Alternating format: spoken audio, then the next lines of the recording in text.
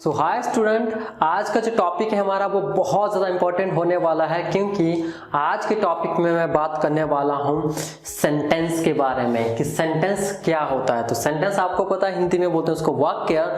पर अब इस डेफिनेशन को बढ़ने से पहले मैं आपको एक सेंटेंस लिख करके बताना चाहता हूँ। मुझे बताइएगा कि क्या ये सेंटेंस है।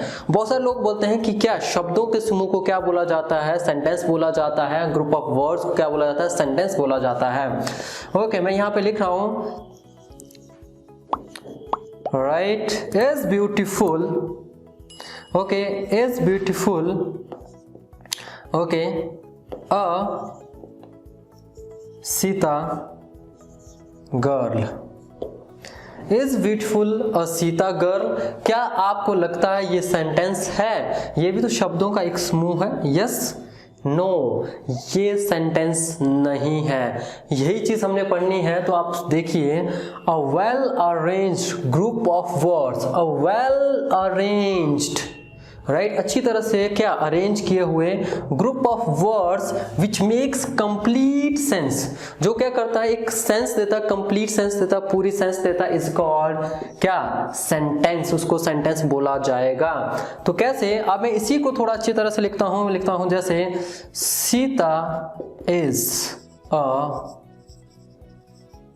Beautiful girl, right. देखो, Sita is a beautiful girl, Sita एक सुंदर लड़की है। तो इसका मीनिंग ये निकल करके आया। क्या इसका मीनिंग निकल करके आया ऐसा? नो, दैट्स वाई इसको हम सेंटेंस नहीं बोल सकते हैं। ये हमारा क्या कहलाएगा, सेंटेंस कहलाएगा। तो आई होप इतना आपको समझ आ गया होगा कि a well arranged group of words which makes complete sense is called sentence. अब चलते हैं हमारे अगले पार्ट पे कि सेंटेंस कितनी प्रकार के होते हैं। ओके, अगर आपको पता है तो प्लीज मुझे कमेंट सेक्शन में बताइएगा। ओके, चलिए, सो हम बात करने वाले हैं, right, that is types of sentence, वाक्य के प्रकार। तो वाक्य कितनी तरह के हो सकते हैं, इसको हमने समझना है। ये दो तरह के हैं? नो, ये दो तरह के नहीं है। अलग अलग धारणाओं वाले, अलग अलग जिनके विचार थे, उन्होंने अलग अलग तरह से क्या आपके जो वाक्य थे उनको बताया है। तो मैं उनके बारे में आपको बताने वाला हूं। जैसे पहले किसने बताया कि क्या होते हैं सेंटेंस हमारे जो रहते हैं, वाक्य जो होते हैं, पहले हमारे असर्टिव, ओके, असर्टिव होता है। दूसरा हमारा होता है, राइट,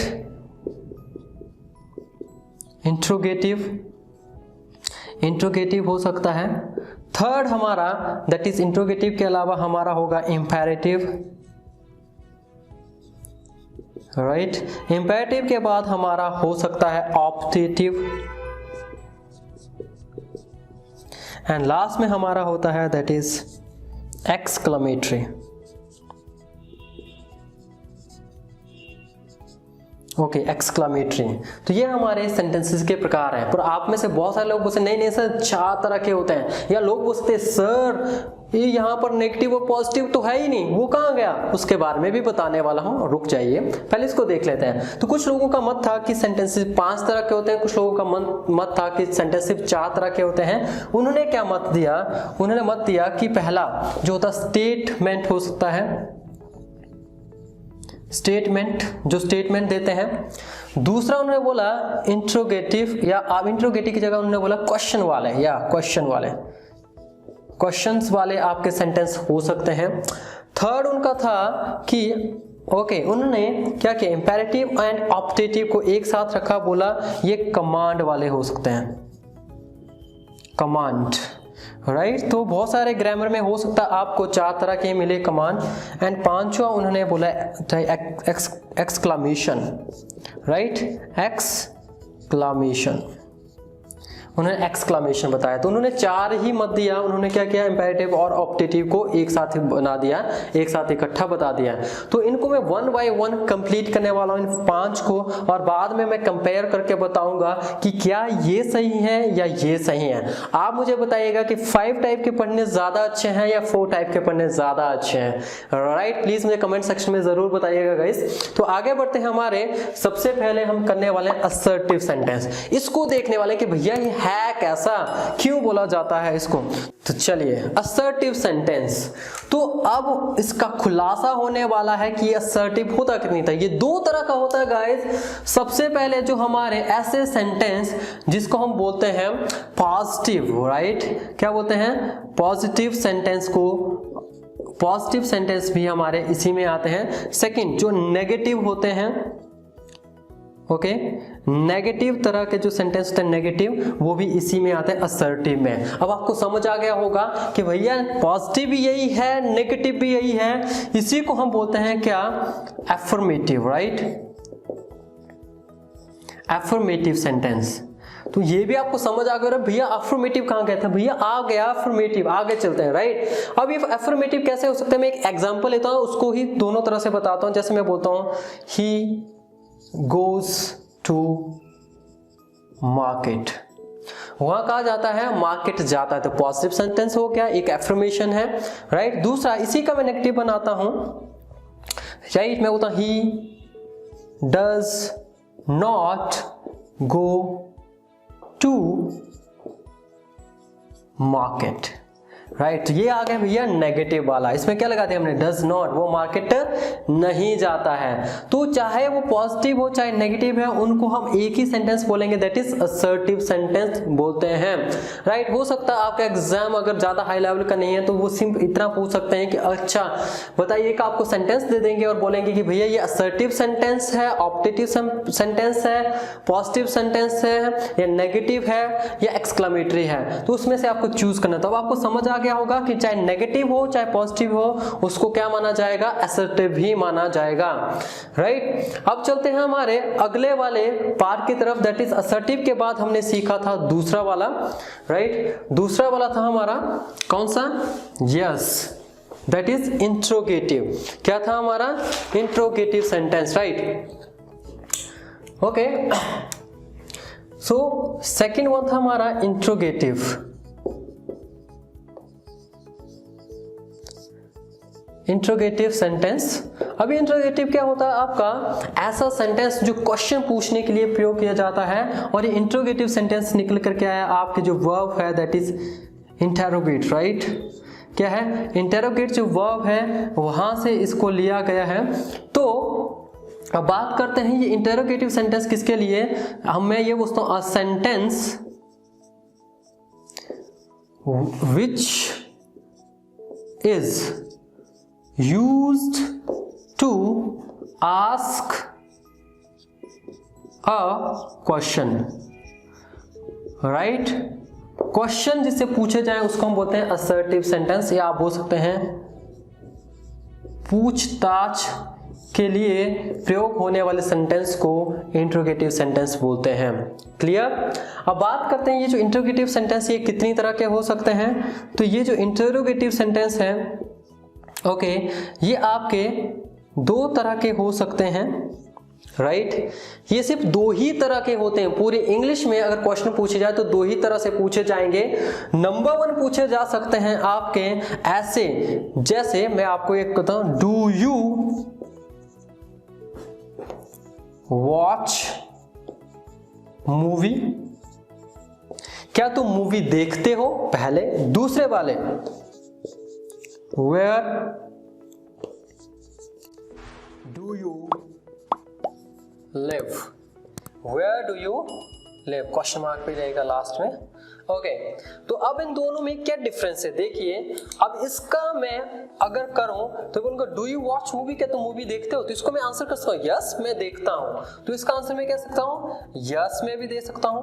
हो सकता आप नहीं देखते हो, आप बोलोगे नो मैं नहीं दे सकता हूं, तो बोलेंगे नो। राइट तो इनको यस या नो वाले क्वेश्चन भी बोला जाता है। अब एक और चीज देखें कि मतलब अगर मैं इतना पूछूं डू यू वॉच मूवी, तो ये आंसर किसमें है, यस और नो, तो आंसर कितना हुआ, शॉर्ट आंसर हुआ। दैट्स व्हाई इसको हम बोलते हैं, बोल सकते हैं क्या, शॉर्ट आंसर क्वेश्चन। क्या, शॉर्ट आंसर क्वेश्चन। और अगर मानकर चलते हैं मतलब वेयर डू यू लिव, मैंने बोला वेयर डू यू लिव, आप बोलते हैं yes yes yes, no no no, या आप मुझसे पूछना था यस यस यस, आप लोग कैसा बेवकूफ है, उसको तो पता भी नहीं चल रहा है कि भैया मैं पूछ क्या रहा हूं।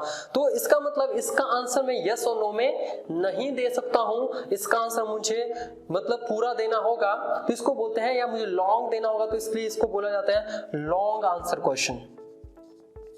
लॉन्ग आंसर क्वेश्चन, क्या बोला मैंने, लॉन्ग आंसर क्वेश्चन इसको बोला जाता है। अब आपको समझना है कि जब आपके एग्जाम में आए तो वहां पर आप कैसे पता लगाओगे कि लॉन्ग आंसर है, ये शॉर्ट आंसर है। तो इसका एक स्ट्रक्चर होगा कि हमेशा ये जो हमारा शॉर्ट आंसर क्वेश्चन है ये हमेशा ऑक्सिलरी वर्ब से शुरू होता है। ऑक्सिलरी वर्ब क्या होती है गाइस, अगर आपको नहीं पता तो मैंने कमेंट्स डिस्क्रिप्शन में मैंने उसका लिंक दिया हुआ है, वर्ब पे मैंने वीडियोस बनाए हुए कंप्लीट, आप उसको जरूर देखें ताकि आपके इंग्लिश और ज्यादा बेटर हो सके। चाहे आप बोलना चाहते हो, चाहे आप लिखना चाहते हो, अपने एग्जाम को क्रैक करना चाहते हैं। तो चलिए चलते हैं। तो हो गया हमारी डू क्या है, हमारी ऑक्सिलरी वर्ब है, यू हमारा यहाँ पे सब्जेक्ट है, देन वॉच हमारी वर्ब है, देन मूवी हमारा अदर वर्ड है, एंड देन हमारा क्वेश्चन है। तो ऐसे क्वेश्चन, तो पहला क्या हुआ, ऐसे क्वेश्चन जो ऑक्सिलरी वर्ब से शुरू होते हैं तो उनको हम शॉर्ट आंसर क्वेश्चन भी पूछते हैं, उनका आंसर हम यस या नो में दे सकते हैं। बट अब यहाँ पे देखते हैं वेयर, वेयर है कि एक्चुअली ये WH फैमिली का क्या है, एक वर्ड है जिसमें what, why, when, where, how far, how long, इस तरह के वर्ड आते हैं। प्लस उसके बाद हमारी फिर से क्या, ऑक्सिलरी वर्ब, फिर हमारा सब्जेक्ट है, देन हमारी वर्ब है, और अदर वर्ड भी हो सकता है, जैसे where do you live in Delhi, where do you live in Mumbai, right, इस तरह से हो सकता है, वर्ब है। देन हमारा क्या है, other word and question mark, right. तो अब ये दूसरी तरफ के क्या हुए, ऐसे सेंटेंस जो WH से शुरू होते हैं, जैसे वेयर डू यू लिव, तो तुम कहाँ रहते हो, I live in Himachal, I live in Shimla, I live in Delhi, I live in Chandigarh, मुझे पूरा आंसर देना होगा। तो अब आपको समझ आ गया होगा कि दो ही तरह के इंटरोगेटिव सेंटेंस हो सकते हैं, एक तो आपका क्या हो सकता है, ऑक्सिलरी वर्ब से शुरू होने वाले, दूसरे WH वर्ड से शुरू होने वाले। अब एक और रहता है, आप बोल सकते हो कि जैसे एक नॉर्मल सेंटेंस होता है, जैसे मैं आपको एग्जांपल देता हूं, मैं बताऊं, okay, so you are a student, क्या बोला मैंने, यू आर अ स्टूडेंट, ये हुआ एफर्मेटिव या असर्टिव सेंटेंस, राइट, ये पॉजिटिव सेंटेंस। इसका क्वेश्चन बनाना है तो यही ऑक्सिलरी वर्ब ये होती है, ये जो ऑक्सिलरी वर्ब है इसको उठाया मैंने, तो मैंने लिखा आर यू अ स्टूडेंट, क्या हुआ, आर यू अ स्टूडेंट। तो इसी आर को मैंने सबसे पहले उठाया और यहाँ पे यूज किया, इस वजह से ये भी क्वेश्चन बन गया, ये नॉर्मल सेंटेंस हमारा बनता है, राइट गाइस। तो इसका स्ट्रक्चर क्या होगा, ये हो गया auxiliary verb plus subject plus ये हमारा क्या, नाउन हो सकता है और अदर वर्ड हो सकता है। बट ये तीसरी टाइप का नहीं, ये दूसरे मतलब दो ही होते हैं। क्यों, मैंने क्या बोला, असर्टिव ऑक्सिलरी वर्ब से शुरू होने वाला क्वेश्चन या फिर WH से शुरू होने वाला। तो ये भी चाहे नॉर्मल वाक्य है बट शुरू किससे हुआ, ये ऑक्सिलरी वर्ब से ही शुरू हुआ है। तो गाइस अब मैंने आपको पूरी तरह से एक्सप्लेन कर दिया, फिर भी कोई डाउट है इस वीडियो को दोबारा देखें, अपने नॉलेज को, अपने जो भी आपको लगता है कि इंग्लिश आपके बहुत कमजोर है तो उसको आप बेटर बना सके। और अगर आपको कुछ और जानना चाहते हैं, किसी पर्टिकुलर टॉपिक पे आप चाहते हैं कि वीडियो लेकर के आऊं मैं, तो आप मुझे कमेंट सेक्शन में जरूर बताएं। And if you want to speak in English और आप चाहते हैं कि आपके ग्रामर के साथ साथ आपकी स्पीकिंग भी और ज्यादा बेटर हो, तो उसके लिए आई क्रिएटेड अ कोर्स, मैंने कोर्स बनाया हुआ है, तो आप उसको चेक कर सकते हैं, उसका लिंक मैंने डिस्क्रिप्शन में दिया हुआ है, वहां पे जा करके आप उसके बारे में डिटेल में जानकारी ले सकते हैं, या आप दिए हुए हमारा जो नंबर है डिस्क्रिप्शन बॉक्स में या आपको स्क्रीन पर भी दिख रहा होगा, आप वहां पर भी कॉल करके हमें बता सकते हैं। सो वीडियो अच्छा लगा हो तो प्लीज लाइक करें, शेयर करें एंड चैनल को सब्सक्राइब करना और उसके बगल में जो बेल आइकन है उसको हिट करना ना भूलें, ताकि आपको इसी तरह के और वीडियोस की नोटिफिकेशन समय पे मिल जाए। सो मिलते हैं अगले वीडियो में, अगले पार्ट में सेंटेंसेस के। Till then keep learning and keep growing.